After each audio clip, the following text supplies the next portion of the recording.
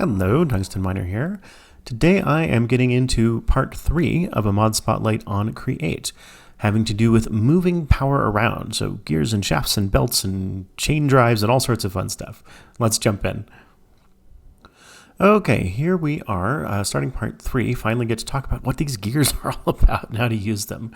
Let's get going. First, let's talk about gear speed.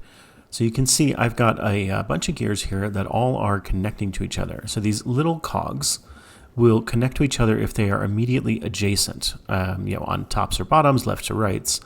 The large cogs will connect with the small cogs if they are at an angle. So you can see up and over, down and over, whatever. The other thing to notice is that these ones are spinning at 16 RPM. I know that because I can come back here and take a look at this speedometer.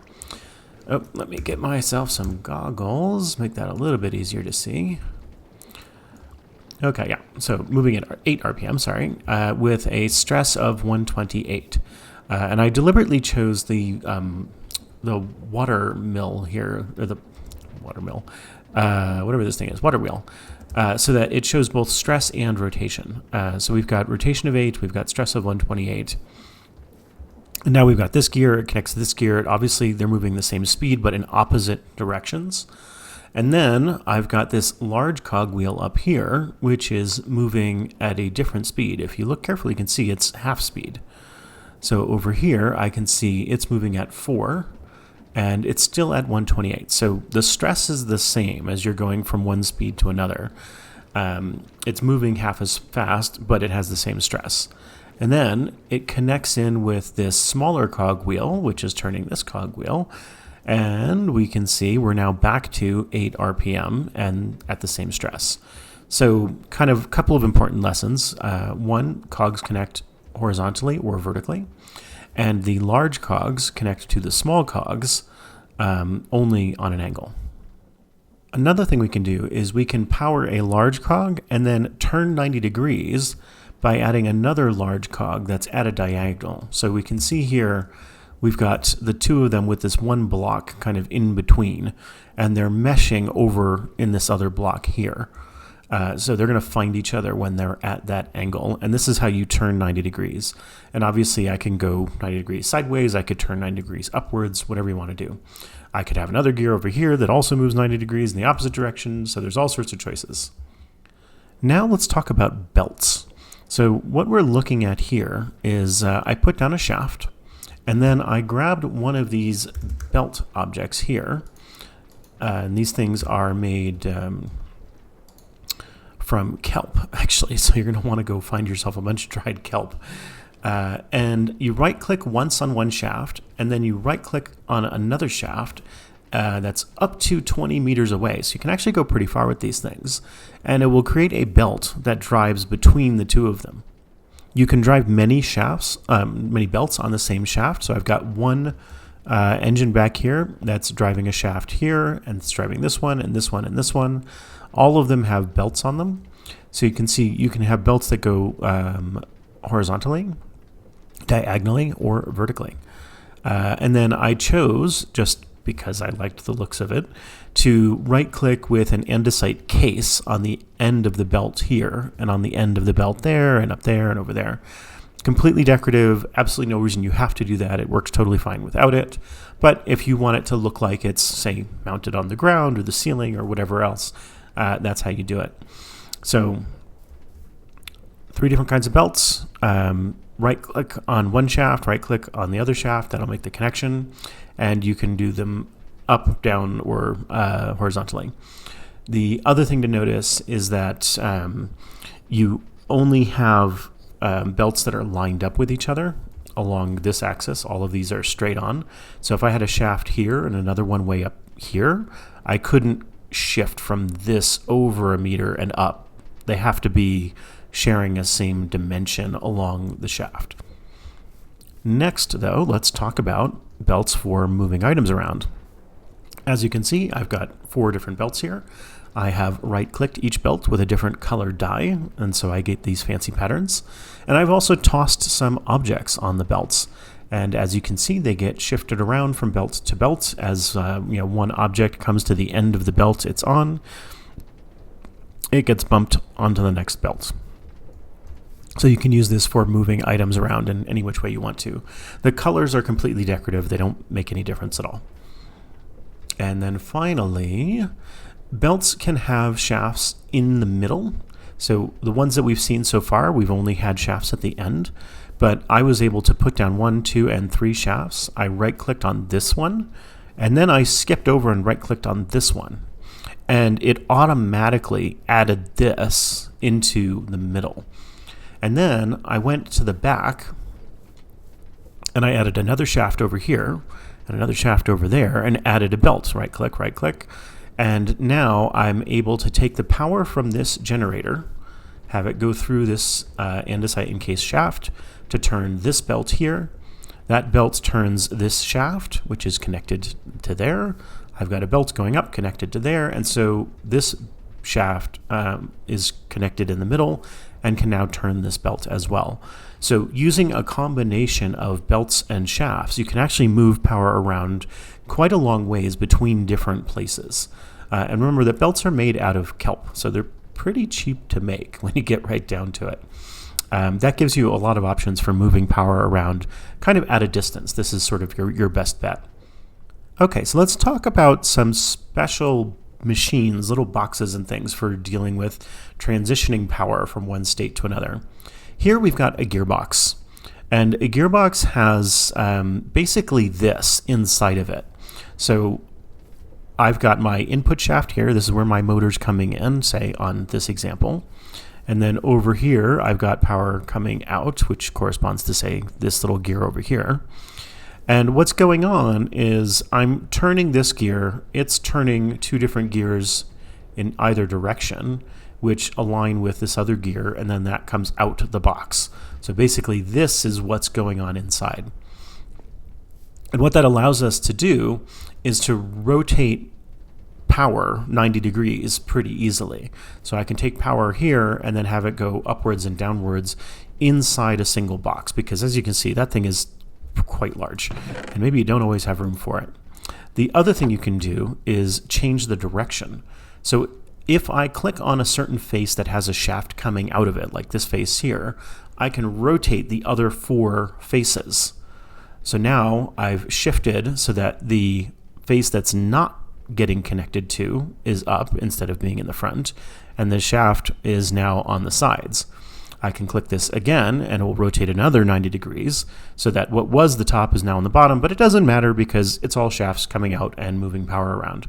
So this is a compact way of being able to turn the rotation 90 degrees, just like that thing's doing in full scale. Next, let's talk about the clutch.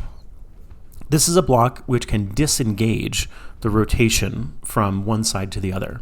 So I've got my engine, I'm turning a cog, I've got my clutch, it's turning another cog, but if I give it a redstone signal, it stops the transmission. So you can imagine there's 2 clutch plates in the middle here, and it's pulled them apart with a redstone signal so that the power doesn't connect through.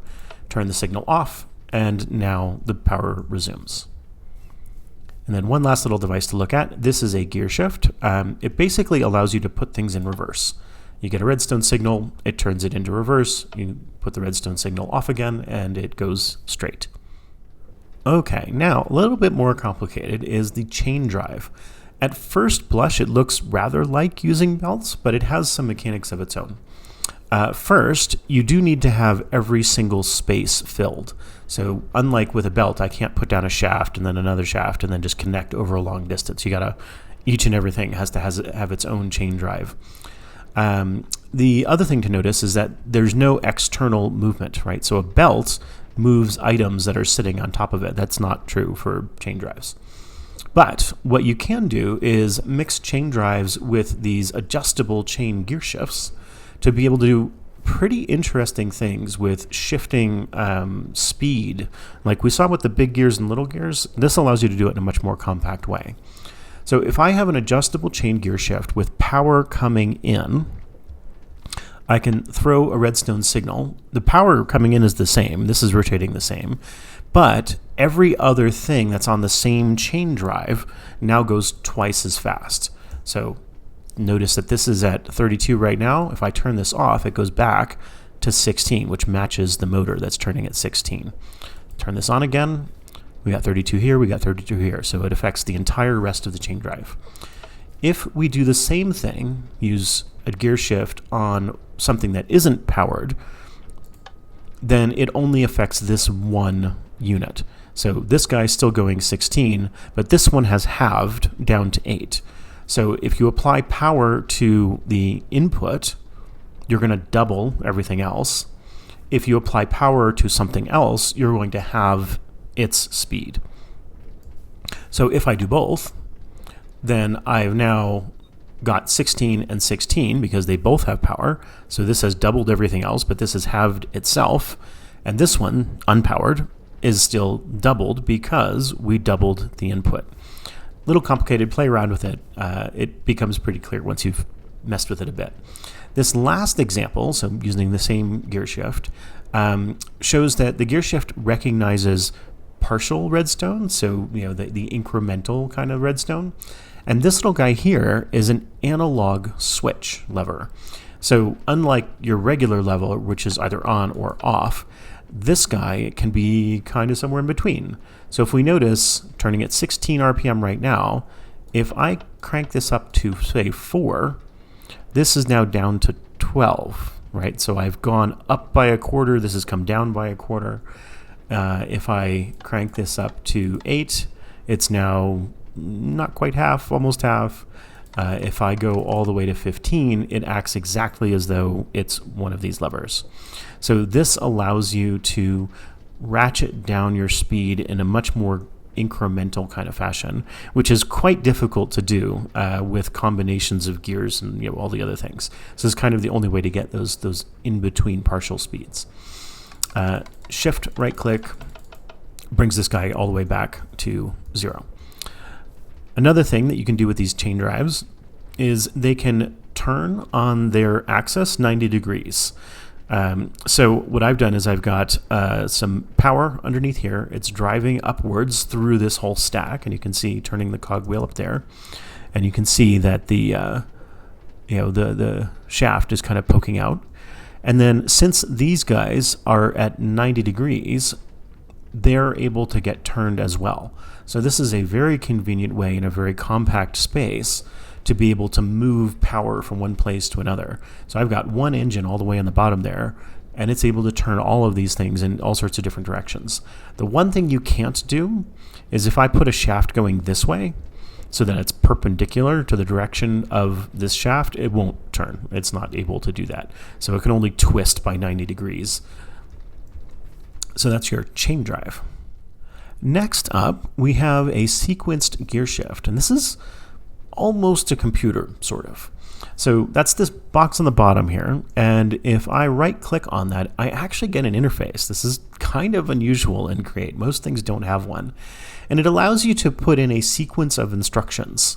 So as I hover over this, you can see in the pop-up all the different programming commands that we can use. So I can turn by an angle, I can turn to move a piston or pulley or gantry. We'll talk about that in a future video, so I'll just skip over that right now. You can wait a little bit, or you can just kind of hang out until there's a redstone pulse before you continue. So you can go through a certain amount of steps, wait a bit, and then once you get a signal, go ahead and do the rest of the steps. And then finally end means, okay, we're done, no more program. So what we've got here is I'm going to delay by a second. I'm going to turn 90 degrees in the direction of the rotation that's given. I'm going to delay 2 seconds, and then I'm going to turn 90 degrees against the direction of rotation that's given, and then I'm going to end my program. I've got a motor underneath here so that it's providing rotation to this block. And then this guy is a mechanical bearing. Again, we'll talk about this in much, much more detail later on in a different video. But suffice to say for now, when this thing gets power, it's going to turn whatever's sitting on top of it. And I've put a pumpkin up there. So I'm going to give it a redstone signal, get things started. can see that turns on. It waited a second, turned 90 degrees, waits 2 seconds, turns 90 degrees back again. Do that one more time.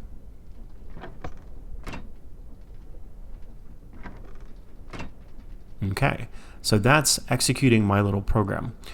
This is one little atom of what could be a very large and complicated system of these things messing with each other and touching different parts of machinery. So I will probably have a video later in this sequence about using a bunch of these in combination to be able to affect various things. But for now, just introducing this sequenced gear shift gives you a little bit of ability to program a combination of actions. One last block to talk about here, and that is this rotation speed controller, or as I think of it, a worm gear. So you can see we've got a shaft rotating coming into this box, and then along the same, perpendicular axis, we've got a gear. So you can imagine that there's like a worm gear inside of this thing that's being turned to twist this guy round. Now, at the moment, I've got this set to a rotation speed of 4. So whatever I'm getting in here, I'm going to be outputting a rotation speed of 4. And this is kind of nice in the sense that it doesn't matter what the speed is over here that I'm inputting. It turns out I'm inputting 16, and now I'm saying 4. But if I were to crank this up to, let's say 32, it's a little fiddle. You got to use your mouse wheel. There we go. This is still set to 4, and that's still moving at the same speed. So this allows you to take an arbitrary kind of input speed and turn it into a definite output speed. As I crank this guy up, though, I can twist him up to 32, and now you can see he's moving along at a pretty good speed there. So 1, this is a way to turn 90 degrees. 2, it's a way to even out, normalize the speed of things. So whatever speed you're getting as input, it will handle turning that into a predictable output speed. And then finally, it gives you a pretty fine way to control exactly what speed you're going to get on the output without having to fuss with big gears and little gears and trying to transition all the different things. And it's nice and compact. And that's kind of it. That's your mechanisms for moving things around. We've got our cogs and belts, and we've got gear shifts and clutches and all sorts of fancy stuff. We've got our chain drives, nice and compact, sequence gearbox, and then finally our rotation speed controller. Thanks for watching. If you like this video, go ahead and hit the button down below. And if you want to see more content like this, go ahead and hit subscribe. Talk to you later.